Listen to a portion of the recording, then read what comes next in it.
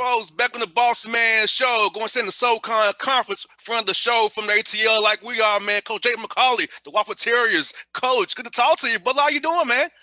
Great to see you, man. How you doing? Coach, living life like it's golden, man. I'm happy as can be, man. Our Hawks are doing better. We got to win, and so I'm happy, man. It's always good when they get a W for us, man. Yeah, hopefully the Hawks can keep it rolling, man. I'm a huge fan from afar up here in Spartanburg, so that's my team in the NBA. Most definitely. Coach, let me ask you about this, man. You know, you guys are 8-4, three Grand Royal in conference play, man. You're playing pretty well. Talk about how your team's kind of gelling right now and how you guys are kind of playing real well right now. Yeah, we're off to a pretty good start in conference play. I think non-conference for everybody was a little different. We were all over the place, had 9 games affected, rescheduled 5 or 6 of them with different opponents that we thought we were going to play. So we were just thankful to get in as many games as we could, and heading into conference play with a young team like we've got, that certainly helped us, I think. And to win four road games, our first 4 road games in conference play, we were very thrilled about that, and obviously looking forward to having some games at home and getting healthy, getting better in some areas, and keeping it rolling. Speaking of that, how was the ramp up for you guys? Trying to avoid injuries, trying to avoid something nagging, getting guys acclimated. They're the young guys as well into your system and how you play. How's the whole process trying to get you guys ready for the point you are today here in mid-January? Yeah, it's a challenge. Every team's done it differently. I'm sure at the NBA level too. I mean, it's protocols are preventing you from doing the same stuff. I've got coaches practicing. They're in ice bags every night because we're trying to keep everybody separate. So this year we've had probably two days out of the week, we keep everybody in 2 gyms and practice separately. And, sure enough, knock on wood, that's been helping us here get through some things, and hopefully that continues. But a lot more skill work, a lot more separated practices, and a lot more testing. And when we do test, we use those days to practice together. Most definitely. And as far as watching film, has that been more of a thing this year than ever? Because, being separate, you have to kind of teach via Zoom and kind of test the guy knowledge via Zoom. Understand, do you really see what we're seeing here on the film defensively, offensively? How's that been for you guys as well as you prepare for games? I think it's actually helped us. It's probably helped a lot of teams. This pandemic has made you look at things differently and brought us together more closely. But we started doing a lot of Zoom teaching just because of the youth of our roster and the turnover we had from graduating guys going pro, to bringing in about 5 or 6 young guys that have never been in our system. We had to do a ton of Zoom teaching, and obviously now in season we got our routine as far as scouting and preparation. But you got to have the right guys on the bus that are sponges that can digest that, and I think we got that here still in our locker room, which I'm excited about. Coach, I noticed as the games get more and more and more going, that guys are adding more stuff in. So I want to ask you about that. For putting in stuff, been having a young team. Did you kind of go more basic earlier than you're adding as you go? Because you're seeing guys getting concepts. I'm seeing more and more complex schemes now as the teams play more games than they were November, December now. So, are you seeing the same thing as I'm seeing right now with a lot of teams around the country here? Yeah, that's a terrific question. Certainly it's a feel thing for me. I put a lot on guys' plates. We have a system, a complex system that I don't think people like guarding a whole lot. And we face a lot of different schemes and defensive schemes every week. So we do have to put a lot of stuff in, and some of that stuff does not stick. And that's okay, as long as we can kind of correct that and continue to build our library of attack throughout the year and learn from our mistakes. There's going to be mistakes. We just talk about being aggressive, making those mistakes. So certainly we throw a lot at people. We have a kind of a versatile, complex system that I think guys like playing in. And that certainly helps when you got smart guys that can digest that stuff. And Coach, I love a complex system. I love seeing complexity of systems because I feel like it makes you prepare for more than you don't have enough time to prepare for it. So Sure. the fact that your guys already do it every day, you mastered it, but they have to look at it on film, figure out in a prep week, like, oh my God, how I figure out how to play Wofford, because all of what Coach and them do. So I love your system because it definitely causes you to prepare for a lot. And that's kind of the thing with the Hawks as well. A lot of NBA teams I cover as well. The more complex you are, the harder you are to guard and stop. That's why teams are good who have more than just those basic concepts of 5 outs or 1-5 pick and roll here or switch 1 through 4. If you do different stuff, gaps and slides, step off strong side, all kind of different stuff you do, it makes it hard to prepare for and play against as well. Yeah, and I think we recruit to positionless basketball. So, the Washington Post reached out to us and was very curious as to why we were number one in the country in shooting threes. Well, it's because we got a lot of shooters, a lot of smart guys that like to share the ball, and that makes you hard to guard. And I think guys growing up and watching the Youngs and the Currys, and that's the type of basketball people want to play in. So, yeah, it's complex, but it's positionless, and guys have fun in that system. And the neat thing is watching them grow throughout the year and get better and better.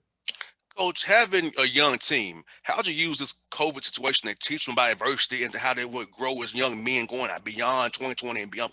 For me, Coach, as I'm in my 30s, I'll be 34 in March.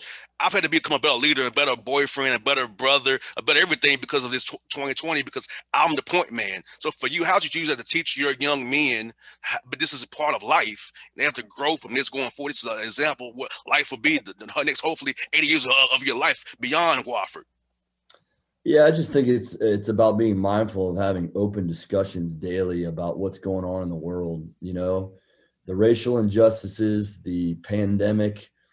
Life isn't fair, and the reality is you got to get up, go to work every day, work really hard. You got to really buy into serving others, and keep moving. Keep moving forward. And everybody's kind of got this rallying cry right now of being the best problem solvers you can be. And we just don't do a lot of complaining here at Wofford. That's wasted time, wasted energy. And we're going to focus our energy on serving each other, being there for each other and working hard, and in talking about the things that are going to impact these guys as being fathers and good husbands moving forward. So I think that ties into how we play and the trust that we show on the court. And we may be a young team, but we're connected right now. And hopefully that continues. That's the goal. And yeah, I think that's good because young men who come into your program, they was the man in high school. They were the man. They had the ball in their hands, having to sacrifice for the team and be a part of a situation for the betterment of everybody. I think getting an 18, 19-year-old young man to buy into the team concept is a massive thing you do, because a lot of those guys were the man in high school coming into your program. Yeah, it's very hard. I'm going to hire you as my full-time psychologist. That's mostly my job. You gotta shoot kids straight, and they've got to be able to block out the outside noise and really buy into what this team's all about and what team sports is all about. And usually when they see the success of that in a team sport, their egos can be left aside. But that's a tricky deal with a young team, and certainly we've had those moments, just like everybody in the country deals with that. Heck, everybody in the NBA deals with that, and I think just shooting guys straight and, again, keeping the main thing, working hard, buying into the team stuff and serving others. We do that on a consistent basis to make that habit so that other stuff doesn't infiltrate our system. Like our Hawks have a saying, we mentality. That's what Lord Pierce's learning class. We have a we mentality. It's about we, not me. So I think it's a great coach that Pierce is doing for the Hawks, is that we mentality. That's good for your team as well, because I feel like when you are together and you're as one, when things go south, you can stay together and get through it without having friction or media leaking, as happens in the NBA all the time, as we know. So I think it's a big thing to have that we mentality, is to keep those problems in the house and not snap them in the bud when they come up easily. Have to. And we just keep it real simple. Every time we break it down, we say team, and other people have different, things they do, but it's always been that way here, and certainly is going to continue to be that way. Now, how was recruiting via Zoom? I know you're a guy who loves to interact with people. How is it to recruit and show the great Wofford campus via Zoom, recruiting this season, getting guys for each 21 and 22 classes here via Zoom? It's certainly challenging. It's difficult. The best thing you can do is show a person in person our facilities, which is first class, some of the best in the nation. And then obviously that personal touch that you have to sit in there and have a conversation. Certainly missing that. Admissions tours are still going on. for the most part throughout the year. So we rely heavily on that department to give them a good snapshot of that. But it is every team's dealing with this. This is difficult, and the recruiting period has become dead throughout the whole year, so we can't evaluate guys like we normally do. But again, it's like what I tell our team: we got to be problem solvers and figure out the ways to adapt. And we've certainly done that with our recruiting classes. I'm really fired up with that. You have Western Carolina coming up on Saturday. You have a week here to prepare for those guys. So you're getting some rest, which is good for you guys, kind of middle of the season here. So that's probably good for you. How are you going to approach this week knowing you'll have one game Saturday against Western at your place there? Yeah, got to get better. Got to keep moving.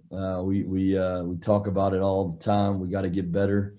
Some defensive numbers have slightly dropped here in conference play, even though we're winning and finding different ways to win, and with a different guy every night stepping up, which is great as a coach. You win in the 40s, 50s, you win in the 80s and 90s. You're winning in different ways.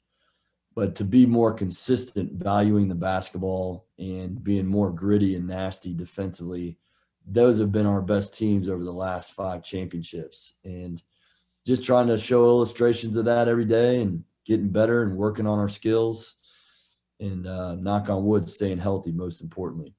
Now, how happy you guys didn't go there back-to-back things. I feel bad for conferences that are back-to-back because, I know the Hawks, as you and I both in the NBA, they play them all the time, and that second night that back-to-back is tough, even on professional guys. So for college kids to be playing back-to-back 40-minute games without the same kind of nutritional value, same kind of strength that the NBA guys, I feel bad for those guys. I'm thankful you probably adjust conference SoCon said, no, we'll still play our regular schedule and not play those back-to-backs like that, like other conferences are doing. Yeah, it's just how they're dealing with the pandemic. Different conferences, they just feel like that's more safe, which they have a point, to keep everyone in a bubble for that weekend and then leave Monday and Tuesday for flexible dates to fill in. The SoCon is just kind of, I wouldn't say punted, but decided to keep things as is. And a couple of weeks ago that looked a little dicey, but this last week we've gotten every game in. We're going to have to squeeze some games in on Monday. But our guys just like playing. Any way we can figure out how to play, whether it's home or away, we're gonna appreciate that and be thankful for it. That's what I got for you, Coach. What was your hobby over the quarantine this summer? Mine was playing the guitar and trying to get better at that. What was yours? You know what? People don't know this. I don't even think most Terrier fans know this. I play the guitar, and I had played a long time. So I had a lot of time with my daughters playing Disney songs and making up songs. We had a good time with that. I got a 5-year-old and a 1-year-old. So we also dabbled in the guitar and lots of Disney Plus. Yes, indeed. Yeah, man. Hey, I had to find something to do, Coach, when I went on the radio doing interviews. I had to find something to make the time go by, man. So it was fun, man. I'm going to try to keep doing it and getting more better at it because I said, okay, I could maybe have another career off the radio, playing the guitar, being a band or something after I retire from radio one day. You'd be a psychologist, a guitarist, and obviously you're doing great with what you're doing now, man. No doubt, Coach. Hey, man, thank you for your time as always. Always good talking to another ATL guy, man. Best of luck to you guys in SoCon. Keep up the good work. Be healthy and be safe, Coach. Always a pleasure talking to you every time, man. Same to you. Appreciate you having me. All right, Coach. Be good, brother.